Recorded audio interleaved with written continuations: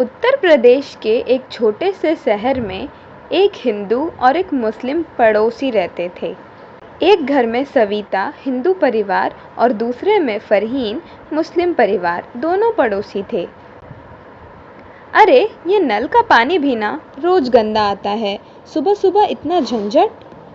हाँ बहन, सही कह रही हो। कल तो हमारे घर में भी पानी कीचड़ जैसा आ रहा था। बच्चों को पेट में भी दर्द हो गया। सरकार को तो हमारी गलियों की कोई चिंता ही नहीं। अरे रहने दो बहन, सरकार तो बस चुनाव के वक्त याद करती है, उसके बाद कोई हाल नहीं पूछता। तभी सविता की सास बाहर आती है। हाँ हाँ, बड़ा प्यार दिखा रही हो अभी, लेकिन याद रखना सविता, इन मुसलमानों से ज़्यादा बोलचाल अच्छी नहीं, दूरी ही ठीक है। अम्मा ऐसा मत कहिए, फरहीन अच्छी औरत है। तू नहीं समझेगी, लोग बातें बनाते हैं। फरहीन सुन लेती है पर चुप रहती है, उसके चेहरे पर हल्की कसक आती है। सविता का बेटा रोहन और फरहीन की बेटी सना गली में खेल रही है। रोहन की गेंद गलती से फरहीन के घर चली जाती है। अरे सना, मेरी गेंद देना। क्यों दूं? हर बार तुम्हारी गेंद हमारे घर में आती है, मम्मी डांटती है। अगर नहीं दी तो मैं भी तुम्हारे खिलौने उठा लूंगा। मत छूना मेरे खिलौने को। दोनों बच्चों में लड़ाई हो जाती है। सविता बाहर आती है और फरहीन भी दौड़कर पहुंचती है। उसने मेरी गेंद नहीं दी माँ। और तुम्हारे बेटे ने मेरी बेटी को गाली दी। गाली? मेरा बेटा गाली नहीं देता, तुम्हारी लड़की ही बिगड़ी हुई है।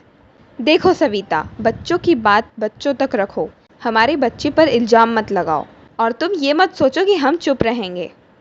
दोनों में बहस बढ़ जाती है। मोहल्ले की औरतें देखने लगती हैं।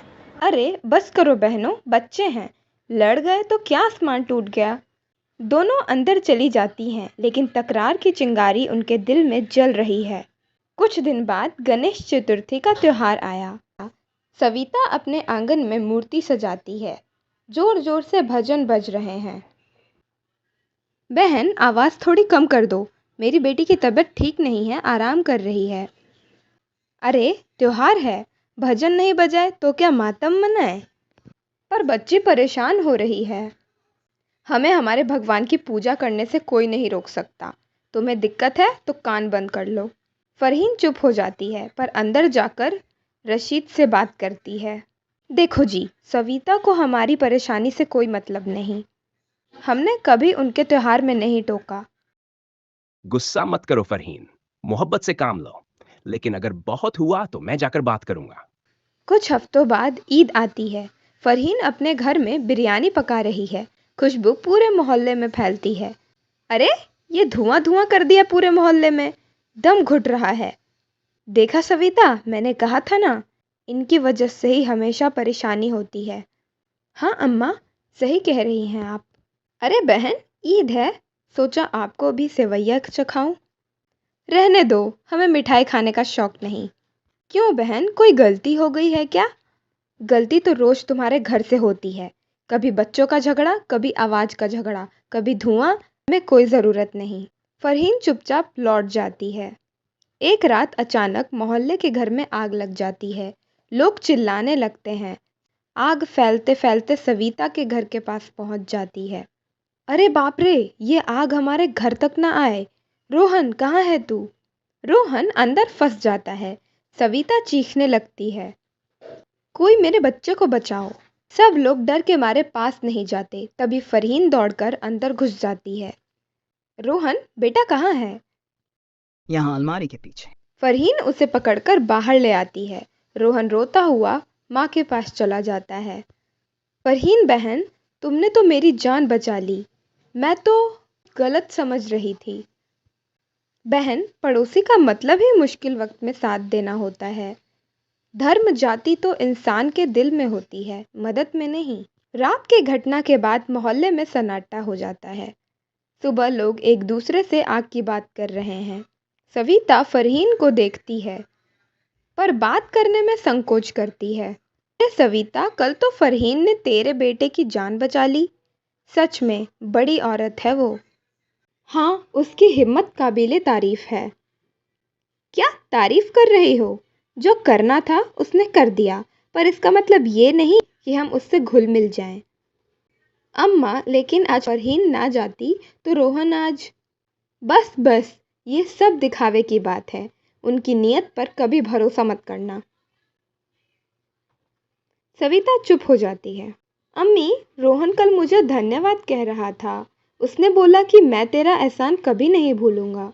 देखो, बच्चे साफ दिल के होते हैं, वही असली रिश्ता बनाते हैं। अरे सविता, तू तो किस्मत वाली निकली। फरहीन जैसी पड़ोसन सबको नहीं मिलती। हाँ, सही कह रही हो। हाँ हाँ, पर सुना है मुसलमानों से ज़्यादा नज़दीकी ठीक नहीं। अपना धर्म भुला देंगे। बिल्कुल, इनकी औरतें तो चालाक होती हैं। शाम का समय। सविता घर में खाना बना रही है। रोहन बाहर खेल रहा है। रोहन, कहाँ रह गया था तू? माँ, मैं सना के घर पढ़ाई कर रहा था।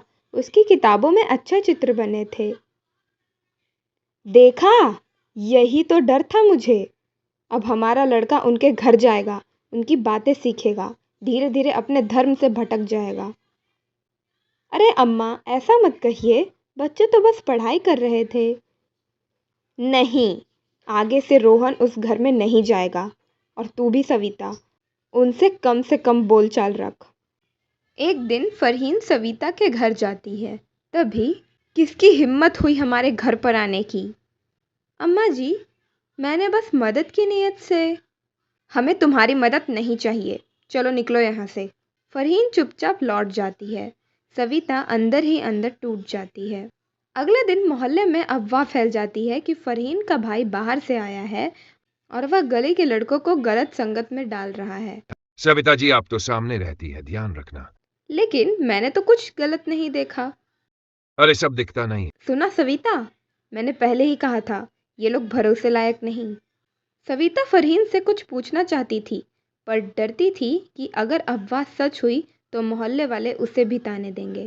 सुबह का समय, मोहल्ले में लोग इकट्ठा हैं। अफवाह तेज है कि फरहीन का भाई गली में गलत कामों में शामिल है। देखिए सब लोग, हमें अपने बच्चों की सुरक्षा करनी है। ये लोग बाहर से रिश्तेदार बुलाते हैं और गली का माहौल बिगाड़ते हैं। ये सब झूठ है। मेरे भाई पर झूठा इल्जाम लगाया जा रहा है। वो तो बस 2 दिन के लिए आया था, नौकरी की तलाश में। मुझे नहीं लगता फरहीन झूठ बोल रही है। मैंने खुद देखा है, उसका भाई शांति से रहता है। चुप रह सविता, हमेशा इनके पक्ष में क्यों बोलती है? क्या तेरी आंखों पर पर्दा पड़ा है? अम्मा जी, मैं आपकी बहू की बेटी की तरह मानती थी, पर आप हमेशा हमें शक की निगाह से देखती हैं। अगले दिन फरहीन के घर से कुछ लोग आते जाते हैं। वही रमेश और दूसरे मोहल्ले वाले बातें बनाते हैं। देखा, कितने लोग आ रहे हैं इनके घर, ज़रूर कुछ गड़बड़ है। हाँ, मैंने भी सुना है कि ये लोग मोहल्ले में अपनी पकड़ मजबूत करना चाहते हैं। अब और सबूत चाहिए तुझे? देख, कैसा आना जाना बढ़ गया है इनके घर। कल को हमारा घर भी मुसीबत में पड़ जाएगा। अम्मा, पर आने जाने का मतलब गलत नहीं होता।